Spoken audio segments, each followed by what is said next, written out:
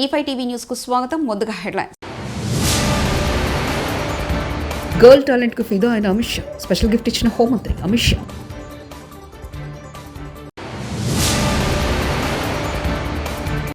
CM Revanth Reddy అనుచిత వ్యాఖ్యలు, కేసీఆర్ కు క్షమాపణ చెప్పాలి హరీష్ రావు.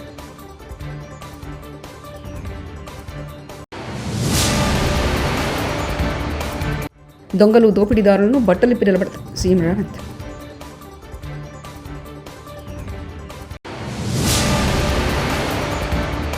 అమరజీవి త్యాగాన్ని స్మరించుకుందాం సీఎం చంద్రబాబు.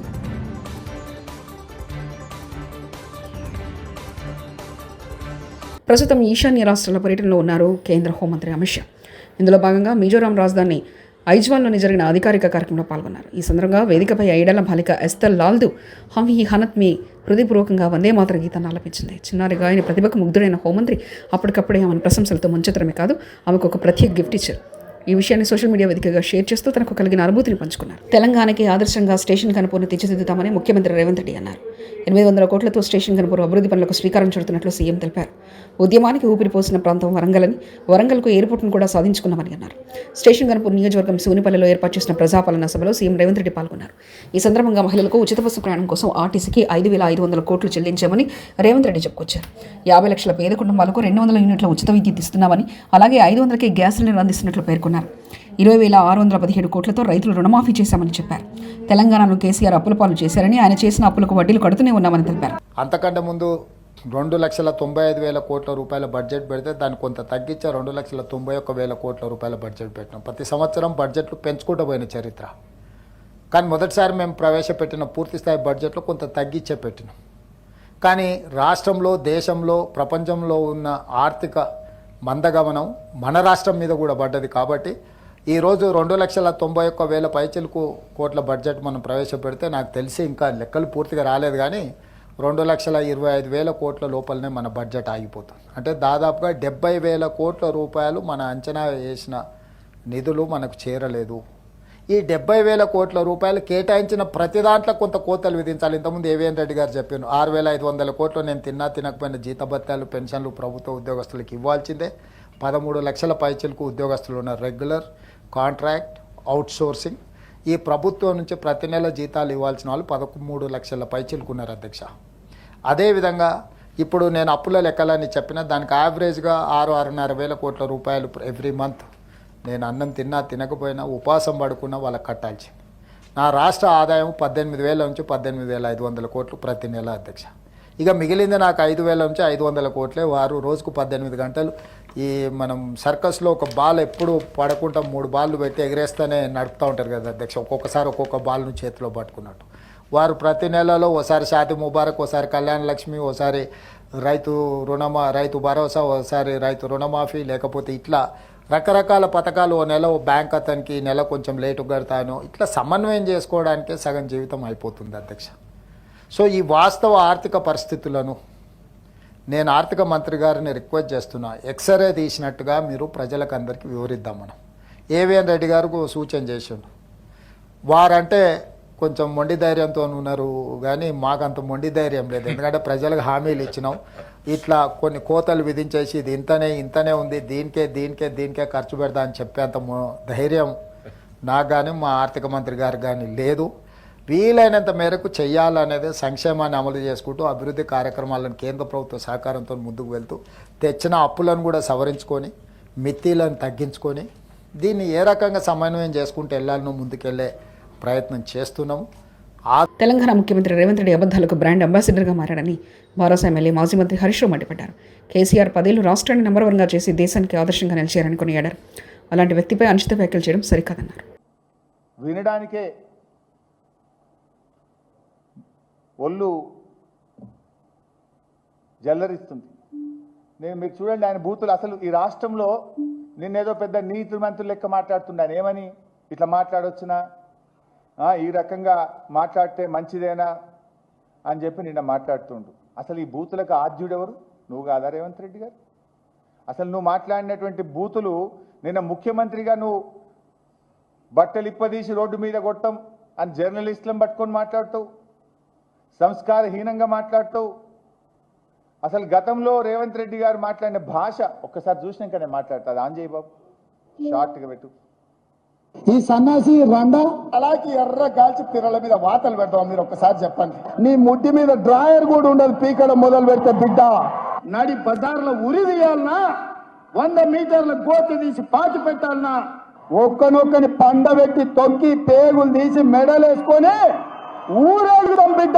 లోపల నా కొడుకులు ఛానళ్ళు ఉన్నాయి కదా అని అడ్డగోలు చేస్తే చూసుకుంటూ ఊకుంటా అంటారు. పండబెట్టి తొక్కి పేగులు తీస్తే గాడిద కొడుకులు నొక్కనొక్కని. అట్లాంటి లపుట్ నా కొడుకులకు నేను సమాధానం చెప్పను. దాని అమ్మ మొగులు ఇంట్లోనే అన్ని తెచ్చి చూపించుకోమని చెప్పారు. టీవీలో వేసుకో, నాకేం అభ్యంతరం లేదు.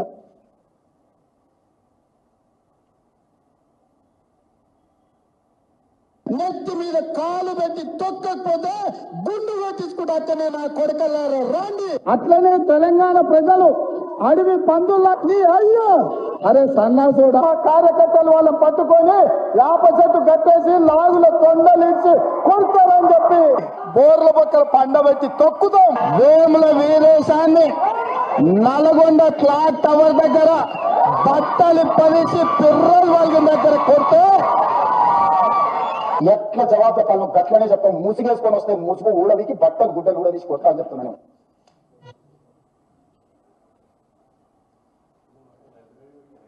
ఇంకా చాలున్నాయి. ఇంకా మా వాళ్ళు మరి 5 నిమిషాలు తయారు చేస్తే వద్దులే ఆ బూతులు ఉంటే ఇంక ఇప్పటికే పిల్లలు చెడిపోతున్న రాష్ట్రంలో 1 నిమిషానికి కుదించమని చెప్పిన. ఈ వ్యాఖ్యలు విని విని సమాజం చెడిపోతుంది, వద్దు 1 నిమిషం చాలని చెప్పిన. అంటే నేను అనేది ఏంటంటే, రేవంత్ రెడ్డి గారు నీ భార్యాబిడ్డలే భార్యాబిడ్డలా? ఎదుటి వాళ్ళకు భార్యాబిడ్డలు ఉండరా? ఎదుటి వాళ్ళకు అక్కా చెల్లెలు ఉండరా? ఎదుటి వాళ్ళ కుటుంబ సభ్యులు ఉండరా? నీ దాకా వస్తే కానీ నొప్పి తెలియదా నీకు? నువ్వు గతంలో కేసీఆర్ గారిని పట్టుకొని కాల్చిపారేయాలని మాట్లాడినావు. ప్రగతి భవన్ నువ్వు పేల్చివేయాలని మాట్లాడినావు.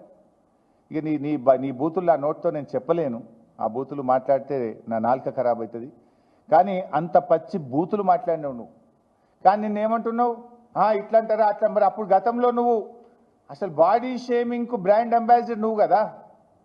కేటీఆర్ గారు కుమారుడు మైనర్ అబ్బాయి, పాపం ఆయన చదువుకునే ఒక స్కూలుకు వెళ్ళే విద్యార్థి. ఆ బాబుని ఆ పిల్లవాడిని పట్టుకొని కూడా నోటుకొచ్చినట్టు మాట్లాడినావు కదా. నా ఎత్తు పొడుగు గురించి కూడా అడ్డమైన కూతలు కూసినావు కదా. తెలుగు వాళ్ళందరూ నిత్యం స్మరించుకోగలిగే మహానుభావుడు అమరజీవి పొట్టి శ్రీరాములని ఏపీ ముఖ్యమంత్రి నారా చంద్రబాబు అన్నాడు. ప్రత్యేక ఆంధ్ర రాష్ట్రం కోసం ఆయన చేసిన ఆత్మత్యాగం తెలుగువారి దృఢ సంకల్పానికి నిదర్శనమని అన్నారు. ఆ మహనీయుని జయంతి సందర్భంగా ఆయన స్మృతికి నివాళులర్పిస్తూ అమరజీవి త్యాగాన్ని స్మరించుకుందామని సీఎం చంద్రబాబు అన్నారు. 52 డిసెంబర్ 15 ఆయన ఆత్మ బలిదానం చేసుకున్నారు. ఇది ఒక చరిత్ర. ఒక్కొక్కరు ఒక్కొక్క మార్గాన్ని ఎంచుకుంటాం. ఆనాటి ఆయన చనిపోయినప్పుడు కూడా ఒకసారి ఇవన్నీ కూడా చరిత్ర. బతికి ఉన్నప్పుడు సాధించలేంది చనిపోయి సాధిస్తామంటాం. అదే ఆయన ఆత్మార్పణ చేసుకున్న తర్వాత తెలుగు రాష్ట్రం వచ్చింది. అది ఆయన ఇచ్చినటువంటి మనందరికి ఒక వరం అని చెప్పి కూడా నేను మీకు తెలియజేస్తున్నా. ఆయన చనిపోయే వరకు ఇక్కడుండే ప్రజలు కూడా ఆ రోజుట్లోనే పెద్ద ఆందోళన చేయలేదు. కానీ ఆయన నలిగి సఫర్ అయి ఫైనల్గా ఆయన చనిపోవడం, ఆయన చనిపోయిన తర్వాత ప్రజల్లో ఒక ఆవేశం, ఆగ్రహాలు పెల్లుబికాయి. అక్కడి నుంచి కట్టలు దించుకున్న ఆగ్రహంతో బయట వచ్చారు. వారి చూసిన తర్వాత నెహ్రూ లాంటి వ్యక్తి భయపడిపోయి 1952 డిసెంబర్ 19 పార్లమెంట్లో తెలుగు వారికి ప్రత్యేక రాష్ట్రం ఇస్తున్నామని ప్రకటించారు. అది పొట్టి శ్రీరాములు గారు చనిపోయి సాధించిన విజయం. ఇది ఒక చరిత్ర. అదే మరిగా అక్కడి నుంచి 1953 అక్టోబర్ 1 ఆంధ్ర రాష్ట్రం ఏర్పాటు చేస్తున్నట్లు 1953 మార్చి 25 నెహ్రూ ప్రకటించారు. అక్కడి నుంచి 1953 అక్టోబర్న ఆంధ్ర రాష్ట్రం స్వయం పరిపాలనతో వచ్చింది. ఇది ఒకటైతే మళ్లీ తెలంగాణలో కలవడం ఇంకొకటి. తెలుగు మాట్లాడే అందరం మళ్లీ రాష్ట్రం విడిపోయి జూన్ 2వ తారీఖున ఇక్కడికి రావడం. అంటే 3 రోజులు మారిపోయాయి. ఆయన ఆత్మత్యాగం చేయడం, తెలుగువారికి ప్రత్యేక రాష్ట్రం వచ్చి కర్నూలుతో ప్రారంభం కావడం, రాష్ట్రంలో మహోన్నతమైన కాశీనారాయణ క్షేత్రం కూల్చివేతల వెనక ఉన్నది ఎవరో బయటపెట్టాలని వైఎస్ఆర్సీపీ అధికార ప్రతినిధి మాజీ TDT chairman Bhumana Karunakar Reddy demand చేశారు. తిరుపతి క్యాంపు కార్యాలయంలో ఆదివారం మీడియాతో ఆయన మాట్లాడుతూ రాష్ట్రంలో డిప్యూటీ సీఎం పవన్ కళ్యాణ్, మంత్రి నారా లోకేష్ల మధ్య ఉన్న వైరుధ్యాలతో ప్రముఖ ఆధ్యాత్మిక క్షేత్రం నలిగిపోతున్నాయని ఆగ్రహం వ్యక్తం చేశారు. కూటమి ప్రభుత్వం ఆ అన్నదాన సత్రాన్ని బుల్డోజర్లతో కూల్చివేసింది.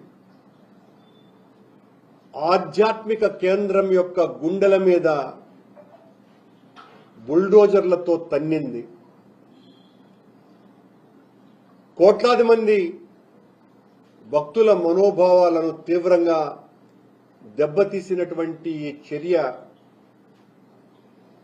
ఎంతో నిరసనను ఎదుర్కొన్నది. రోజు దైవం పట్ల, ధర్మం పట్ల అపారమైనటువంటి నమ్మకాలు మాకున్నాయి అని పీఠాధిపతుల కంటే కూడా ఎక్కువగా మాట్లాడేటువంటి ముఖ్యమంత్రి వర్యులు, వారి కేబినెట్ సహచరులు వాళ్ళ ప్రసంగాల ద్వారా మేమే పవిత్రతను కాపాడేటువంటి ధర్మకర్తలమని చెప్పుకునేటువంటి వీళ్ల పాలనలో అత్యంత ప్రసిద్ధిగాంచిన కాశీనాయన క్షేత్రం నేల కొరిగింది. నిర్లజ్జగా, నిర్దాక్షిణ్యంగా దాని మీద ఉద్దేశ్యపూర్వకమైనటువంటి దాడి చేసినారు. ఒక్కసారిగా నిరసన పెల్లుబుకేలో రాష్ట్రంలో మున్సిపాలిటీలో చితకుప్పలు పేరుకుపై ప్రజలు ఇబ్బంది పడుతున్నారని వైఎస్ఆర్సీపీ నేత మాజీ మంత్రి కారుమూర్తి వెంకట నాగేశ్వరరావు మండిపడ్డారు. ఆదివారం ఆయన ఏలూరులోని ఆ పార్టీ కార్యాలయంలో మీడియా సమావేశంలో మాట్లాడుతూ ఉమ్మడి పశ్చిమ గోదావరి జిల్లా స్వచ్ఛతతో రాష్ట్రంలో కింద నుంచి 3వ స్థానంలో ఉందన్నారు. మున్సిపాలిటీల్లోనూ కూడా చెత్త కుప్పలు పేరుకుపోయి ఎక్కడికక్కడ దుర్వాసనతోటి ఆ చెత్త కుప్పలో కొన్ని చోట్ల తగలబెట్టి ఆ పొల్యూషన్ తోటి ప్రజలకి ఇబ్బంది కలిగే పరిస్థితులు గతంలో ఉండి, ఈ స్వచ్ఛ భారత్ ఆధ్వర్యంలో జగన్మోహన్ రెడ్డి గారు ప్రత్యేక శ్రద్ధ తీసుకుని ప్రతి మున్సిపాలిటీ చెత్త కుప్ప మీద కూడా ఒక మిషనరీ బిగించి దానికి ఒక కాంట్రాక్ట్ ఇచ్చి, అంటే గైడ్లైన్స్, కేంద్ర ప్రభుత్వ స్వచ్ఛ భారత గైడ్లైన్స్ ప్రకారం అవి అమర్చి తడి చెత్త, పొడి చెత్త, ప్లాస్టిక్ సపరేటు, ఐరన్ సపరేటు, మరి ఈ ఏదైతే పొడి ఉందో దాన్ని సపరేట్ చేసి ఎరువులు కింద ఓడేటట్టు, ప్లాస్టిక్ని ప్లాస్టిక్గా అమ్ముకునేటట్టు, ఐరన్గా అమ్ముకునేటట్టుగా మున్సిపాలిటీకి ఇన్కమ్ కూడా ఏర్పాటు చేసిన ఘనత జగన్మోహన్ రెడ్డి గారికి దక్కుద్ది. ఇది మన ఆంధ్ర రాష్ట్రం అంతా కూడా మనం చేశాం. విజయవాడ కనకదుర్గమ్మను రాబిన్హుడ్ చిత్ర బృందం సందర్శించుకుంది. ఆలయానికి వచ్చిన హీరో నితిన్, దర్శకుడు వెంకీ కుడుమల, నిర్మాత రవిశంకర్కు దేవస్థాన అధికారులు స్వాగతం పలికారు.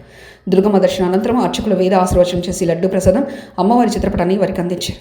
రాబిన్హుడ్ చిత్రం విజయవంతం కావాలని దుర్గమ్మను వేడుకున్నట్లు హీరో నితిన్ తెలిపారు. ఈ నెల 28న ప్రపంచవ్యాప్తంగా చిత్రం విడుదల కానున్నట్లు వెల్లడించారు.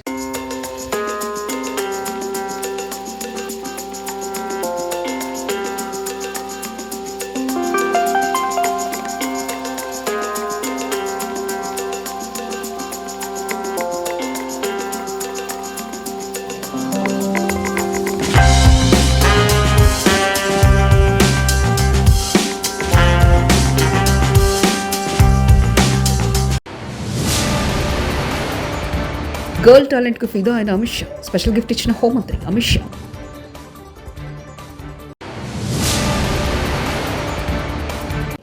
సీఎం రేవంత్ రెడ్డి అనుచిత వ్యాఖ్యలు, కేసీఆర్కు క్షమాపణ చెప్పాలి హరీష్ రావు.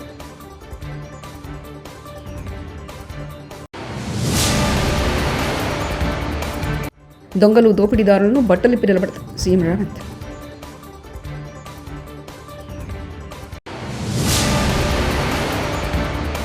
అమరజీవి త్యాగాన్ని స్మరించుకుందాం సీఎం చంద్రబాబు.